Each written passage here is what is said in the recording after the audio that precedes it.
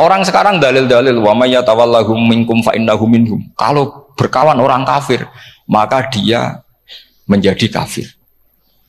Itu kan fatal. Semua nabi ya berkawan orang kafir. Karena dakwahnya memang sama orang kafir. Lo coba, andai kan sampean hafal Quran, itu sama teori itu tuh mungkin menyedihkan. Coba istilahnya Quran, wadhkur akho'at wa ila adin akhawum huda wa ila samuda akhawum. Nah, terus semua umatnya yang kafir disebut akhawum. Akhaw itu artinya apa? Saudara. Mereka ya berkawan sama orang kafir. Makanya butuh analisis fikih untuk maknani wa may yatawallahu minkum fa innahu. Setelah dianalisis fikih, ternyata semua nabi diistilahkan wa ila madyan akhahum syuaiba wa ila adin akhahum huda. Akhaw itu artinya apa? Saudara. Kalau sama tanya, lalu logikanya gimana? Kata kitab-kitab kan wa in kana dasarin fajanibhu suratan. Kalau ada teman buruk, jauhi. Kalau teman baik, temani. Kalau cara usul fikih gampang. Kancanan maling dosa, wong kok kancane maling. Tapi nak dakwai maling. Apik kan? Aku orang ngancani kok dakwai dandani, selesai kan? Ngancani maling elek, nak dakwai maling. Apik. Oh, demenan berodo elek, nak didik apik kan, itu seperti itu. Nah, ini penting kalau aturaken. Dan di sini ini makanya NU itu punya sejarah panjang, banyak wali-wali yang jadab, yang coro zahir itu kancanan wong fasik-fasik. Orang syariat bingung, ini wali kok berteman orang fasik. Ya kalau kamu bahasakan teman ya masalah, kalau kamu bahasakan ini binaan.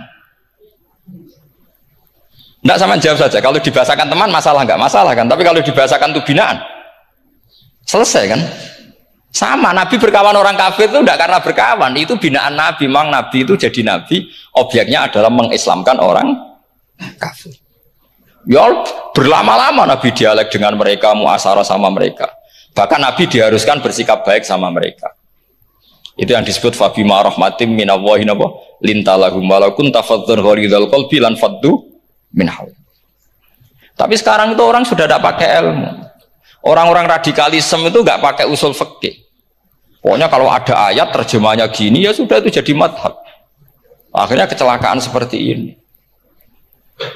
Pokoknya kalau ada ayat faqtulul musyrikina haitsu wajadtumuhum wa khudhuhum wahsuruhum waq'udu lahum kullah marsad. Sudah apalnya ayat itu saja. Dia tidak mau ngapalkan misalnya qatilul ladzina yuqatilunakum. Ada ayat lagi wa akhrijuhum yamin haitsu akhrajukum. Sehingga ulama kita membagi kafir itu ada harbi, kita musuhi, ada dhimmi, ada muahad, ada musta'man. Itu ulama karena tahu tidak semua orang kafir itu harbi, tidak semuanya dhimmi, tidak semuanya muahad, tidak semuanya musta'man. Kalau harbi oke, kita perang, kalau dhimmi ya kita bina. Kalau muahad ya sesuai perjanjian kita, kompensasinya apa, MOU-nya kayak apa. Tapi apalnya mereka ayat satu tema. Nah celakanya kita yang ngaji di pondok-pondok yang katanya spesialis ingin alim tafsir, apalnya ya satu ayat juga. Wah itu kan satu ayat versus satu ayat. Itu ngeri. Makanya kalau sama tanya saya, ini katanya di acara ini sama tanya, gimana caranya jadi ahli tafsir? Saya jawab gampang. Itu apal Quran, apal hadis, terus apal ulumul Quran. Ya misalnya Nadoman ya Faidul Khobir lah. Kalau kitab Nasar ya minimal itu setengah lanya itkon lah. Kalau nggak lanya-lanya amat ya agak lanya. Karena kitab tafsir itu gampang. Teorinya itu mudah sekali. Misalnya al-ibratu bi umumil lafzi la bi khususis sabab. Itu sama dengan kayak kaidah fikih. Karena kalau kaidah fikih itu saya itu pernah dibisui kiai itu, ini kisah nyata itu, dibisui kiai itu pas basul masail. Dulu saya itu masih sering mau basul masail. Tadi pun pensiun pun buatan ini. Dulu saya dengan Gus Zofur putrane Bamun itu sering makili Pondok Anwar basul masail fikih. Tapi tidak tahu ceritanya Gus Zofur jadi dokter tafsir, saya juga kaya tahu-tahu menekuni tafsir. Lama-lama orang itu lupa status saya yang fakih ya. Makanya saya itu ya kadang eman gitu karena ini status penting juga. Tapi status fikih itu kadang memang menyesatkan. Karena begini, itu dulu pernah ada basul masail itu begini. Ini kisah nyata ini. Ada desainer baju putri untuk putri, anak putri. Kemudian desainer itu menciptakan satu celana pendek atau celana seperempat. Dengan desain ini pasti kalau dipakai itu auratnya itu kelihatan. Bagaimana hukumnya desainer ini? Apa termasuk mimman sarro'a as-sayyi'ata? Karena terjadi kasfil aurat. Apa enggak? Rata-rata kalau kiai yang khusuk-khusuk, yang sepuh-sepuh, desainer itu dosa. Gara-gara tren pakaian ini mau itu buka aurat. Tapi saat kiai-kiai alim yang muda-muda, entah saking belingnya, entah saking pinternya, tidak tahu. Bilang begini, Pak Yai, yang didesain apa? Ya celana itu. Lalu celana itu fungsinya nutupi apa buka aurat? Ya nutupi. Lu kan lumayan urun nutupi. Kalau haramnya dicopot, lu kan malah parah itu. Bingung kayaknya. Sampai bilang gini, wah semanis. Itu kan makanya ini guyon ilmiah. Repotnya ngadepi orang alim muda itu kan mbok gedingi ku ilmiah, mbok senengi fase.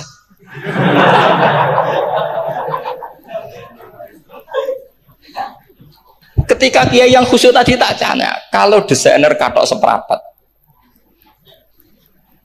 paham gitu? Dia coba yang celana dalam terlalu vulgar gitu, paham gitu? Nggak rok saja lah, rok mini misalnya, rok selutut.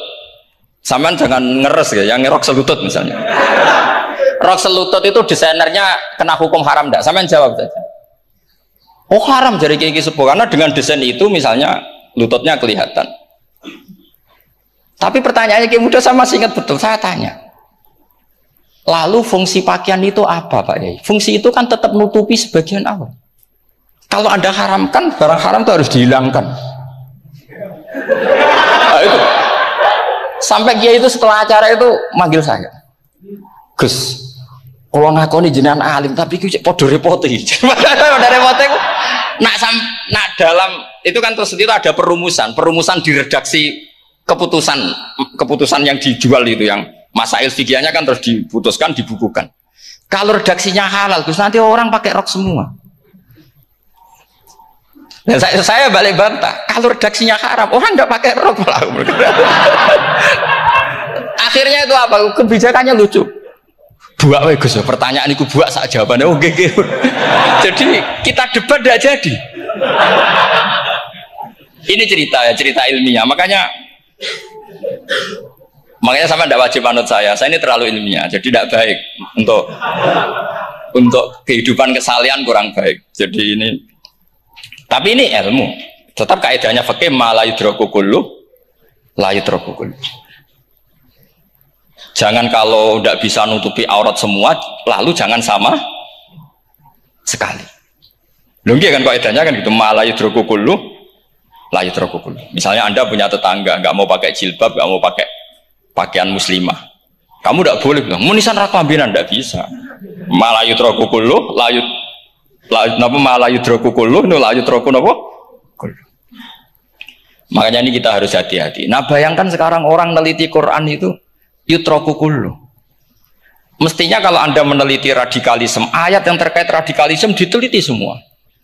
Ternyata di surat Taubat yang disebut suratus Saif yang bahkan haram baca bismillah, itu ada ayat wa in ahadum minal musyrikin astajaraka fa'ajirhu hatta yasma'a kalam Allah, summa ablighu makmana. Muhammad, kalau ada orang kafir mau belajar Quran sama kamu, ya harus kamu pelajari.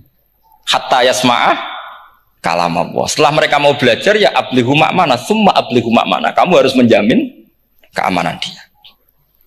Itu di surat Taubat, termasuk akhiru suratin nazalat, gak mungkin terjadi mansuh. Tapi orang-orang ekstremis selalu pakai faqatulul musyrikin haitsu, apalan itu terus.